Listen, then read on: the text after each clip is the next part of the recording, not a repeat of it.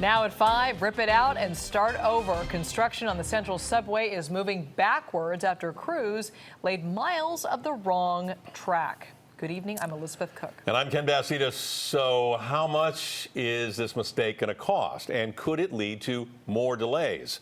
Now, the tracks run along 4th Street from the Caltrain station down at 4th and King all the way north under Stockton Street to Union Square. Now, this is sort of turning into a blame game. KPIX 5's Wilson Walker with why the city is saying it's not their fault. Wilson?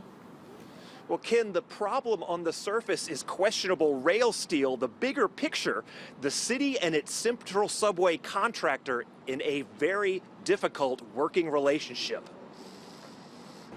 As the letter states, the rail that was installed is the standard grade rail. In the contract, it specifies higher grade rail to be installed, and that's meant to ensure that the rail lasts as long as it possibly can.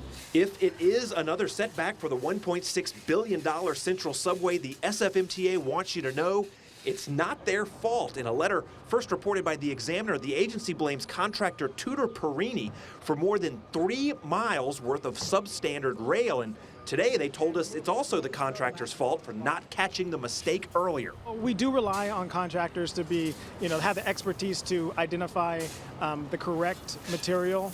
I can't explain as to why the wrong rail was installed. Well, today I also spoke by phone with Ron Tudor, chairman and chief executive officer of Tudor Perini, and he was emphatic on 3 points. 1, that the track was all purchased and installed with SFMTA's approval.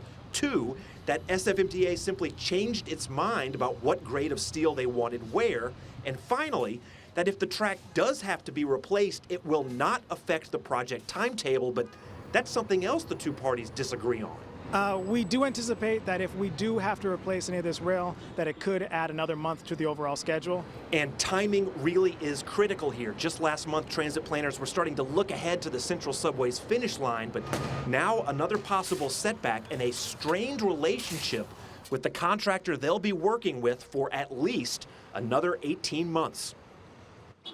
Now, I cannot overstate how spirited Mr. Tudor was in his defense today on the phone. Now, he says he will file a claim against the city in this matter.